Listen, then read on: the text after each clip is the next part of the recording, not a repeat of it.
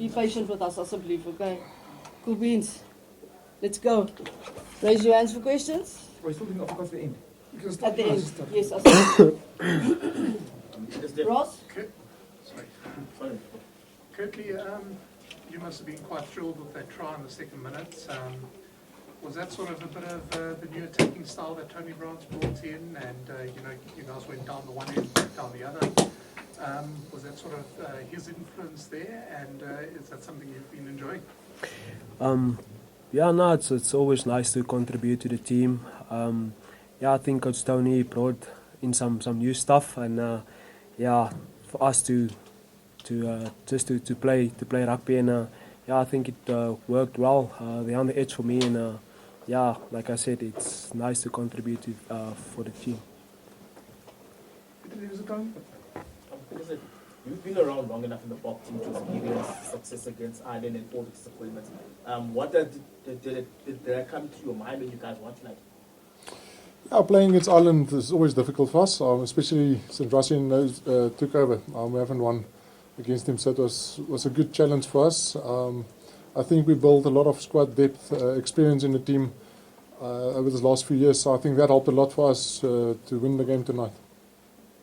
Percy? Peter, can I ask you, there was a time when the match was still on a knife's edge, very tight at the moment, and then you brought in that whole bench of yours.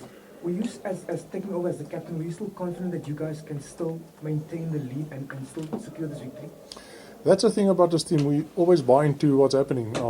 We believe in the plan, we believe in the system, and I think that's what contributes to the success of this whole team and the whole campaign over this last few years. So Rassie used to say he always gets the right people, and the right people that buys into the plan and agrees on it. And when it's time to discuss the plan, we discuss it, but when we walk out of the team room, we all buy straight into that. So that definitely plays a role in the success of this team. And when they brought up, I think, halftime, they mentioned to us, he's itching to put 6 guys on at the same time. So, and we just agreed to the plan. That's very new to South Africa, bringing the entire bomb squad on. Even the whole crowd had like a sound when the replacements came on. Yeah, I think, of course, there's a strategy behind it and a plan. Tonight it worked for us. It can definitely go against you as well. But like I said, they did their research and their homework, and of course that we were lucky enough that it worked for us tonight. Ken? Congratulations, guys, on the win. Curtly, wonderful try, and thanks for making Jamie Osborne reappear after you disappeared and like that on the field. But are you a bit worried that your try is maybe going to get overshadowed a bit? I mean, I don't know, the forwards already talking about their pushover scrum being the try of the match. Yeah, no, I think at the end of the day, it's a team effort, and yeah, I think we all work hard to contribute, and like Pieter said, we all buy into the plan, and yeah, it doesn't matter who scores, or at the end of the day, we all win. Yeah. Pieter-Steph, just a question around the fact that the team played really well today. Moving forward, next week, what would you be wanting to work on? Yeah, I think a lot of the mistakes we made tonight, or the points we left out there, was our own mistakes we made, especially in the breakdown. That's something we really wanted to focus on, and I think they got us there at some points, some spots, and that's something we'll probably go back and we'll do some hard work tonight and tomorrow as well, and then we start Monday.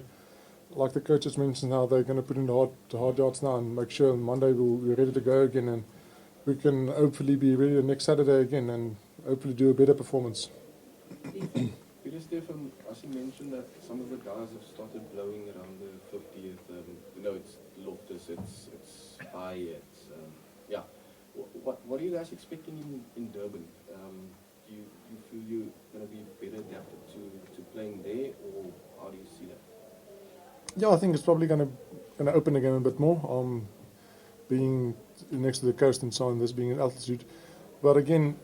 I don't think most of the guys here played 3 weeks against the Bulls for Leinster. So we spoke about all those scenarios and stuff that might influence the games. I think it probably did caught us a bit and them as well at some point. And that's why they did that 6 subs at the same time. But yeah, going to Durban, I think it's probably going to even the playing field a bit more. Pieter, soos ek aan Engels gevra het, daar was 'n storm gewees dat die wedstryd op 'n mespunt was. Toe julle die 6 plaasvanger verbring het, was jy as kaptein dan nog seker dat julle in hierdie wedstryd sal bly en dalk die wedstryd sal deurtrek? Ja, ek dink dit is altyd wat ons span so bymekaar bring, is dat almal inkoop in die planne. Laat ons in die spankamer bespreek wat ons vooruit gaan doen. As daar goed is, om ons saamstem en dit sal uitlig. En as ons daar uitstap, koop almal in. So ek dink dis die groot bydrae aan die sukses van die hele span, is dat almal inkoop. En toe halftyd gesê het, hy oorweeg om al 6 ouens gelyk op te sit. Niemand het enigstens betwyfel of so nie. Ons glo dis die regte besluit. En as dit nie is, sal die ouens die besluit gemaak het, eerste hand op sit en sê, dis boys, dit was ongelukkig 'n verkeerde besluit en kom ons gaan na die volgende stap toe. Weet jy, almal praat van jou 3, maar jy het 'n paar harde duikslae ingesit en baie keer jou kop in die raks gesteek. Is dit vir jou doelwit nie net om agter die palle te gaan kuier nie, maar ook seker te maak dat as 'n stit met 'n bal hardloop, dat jy probeer om hom te stuit, maak nie saak van die saak te vind. Ja, nee, definitief. Ja, soos ek worry nie meer so much oor attackie. Ja, so my fokuspunt is nou meer op defense, want obviously is ek klein en baie ons gaan my targets, so ja, as ek goed in defense kan wees, dan is dit 'n goeie bydrae tot die span.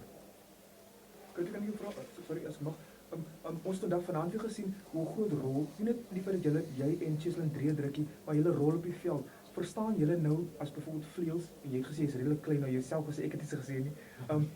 Verstaan julle nou julle rol meer as net om 3 druk in die nasionale opset? Ja, nee, definitief. Ek dink ja, dankie hulle sou skies as ons nie kontaklie so. Ja, ek dink dit is ook 'n groot fokus vir ons om seker te maak dat wie ewe op ons afhardloop, dat ons hy momentum kan stop, so ja. Okay. Pieter-Steph, you found yourself out towards the wing quite a lot today as well. It's obviously something that worked well for you guys tonight. Just how much of a role, though, in giving yourselves that greater width does quick offloads from carries play? I mean, there seemed to be a lot more offloading tonight, and last game against Wales as well. But there were also patches in both games, and I think especially tonight around the sort of 50-minute mark where you guys had possession for a long time, but it just didn't seem to go anywhere because there were sort of 50-50 passes. And are you guys still trying to perfect that kind of offloading game to get you that width? Yeah, we've got a 20-80 principle, where we say 20% of the time it's going to go against you and 80% is going to work for you. And that's where Tony comes in and brings a whole different mindset for us. And again, we're a relatively new team with new coaches and a whole new style as well, trying to play with all the laws and the game being able to change. So we've got to adapt, and we're quite proactive and positive for all the new rules and stuff that's coming out there. So we've got to play within it and find ways to work around it and work towards so it suits us. Again, with the offloads, it's something Tony brought in, and we're trying to perfect and make our game a bit faster as well. 2 more questions there, and then we're done. I think Pieter-Steph, if we judging by what we saw in Chasing the Sun, there was a lot of emotion put towards the Ireland game in the World Cup. Now you finally got one over Ireland. You've just been with the guys, I presume, in the change room. How's the feeling of finally getting that million hulu out of the way from the Irish, and what's the immediate reaction from the change room? Again, it's playing a top quality side like Ireland. It's nice to, number one and number two, to play against each other. We're fortunate to play in South Africa, and we got to win tonight. And it's an awesome vibe. It's an awesome feeling. But again, it's still next weekend, so we don't want to focus on just tonight. There's another game, and we want to win that game as well. So that's the main thing for us. Pieter-Steph, if you were to compare this with the loss in France, the 13-8 loss, to what you guys, your approach tonight and the game plan that you tried to implement, what would be the main differences, the biggest differences that you guys have noticed or felt between that loss and this victory?